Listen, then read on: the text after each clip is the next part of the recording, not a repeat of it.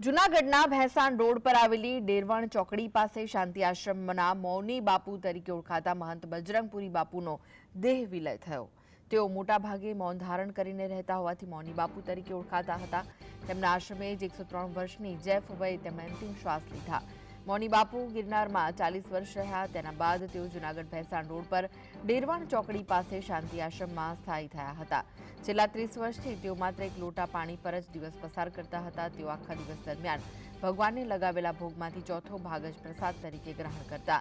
દિવસે પણ જ્યાં અંધારું હોય તેવી કુટીરમાં રહીને સાધના કરતા।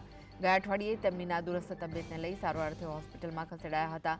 બાદમાં સ્વસ્થ થતા ફરી તેમના આશ્રમ આવી ગયા હતા।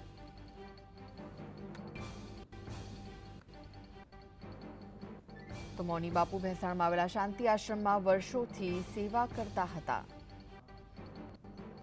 જ્યારે જૂનાગઢમાં 100 વર્ષથી પણ વધુ વય ધરાવતા મૌની બાપુ બ્રહ્મલીન થયા છે। દિવસે પણ જ્યાં અંધારું હોય તેવી કુટીરમાં રહીને તેઓ સાધના કરતા હતા। મૌની બાપુની પાલખી યાત્રામાં મોટી સંખ્યામાં ભક્તો જોડાયા। તો આ વિશે વધુ માહિતી માટે જોડાઈ ગયા છે સંવાદદાતા હિરેન। શું વધુ વિગતો મળી રહી છે?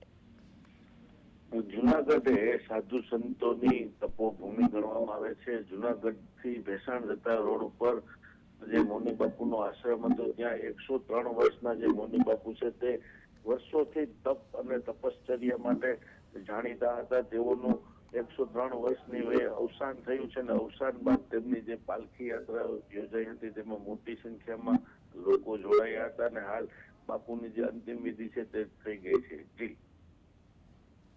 જી આભાર માહિતી આપવા માટે હિરેન।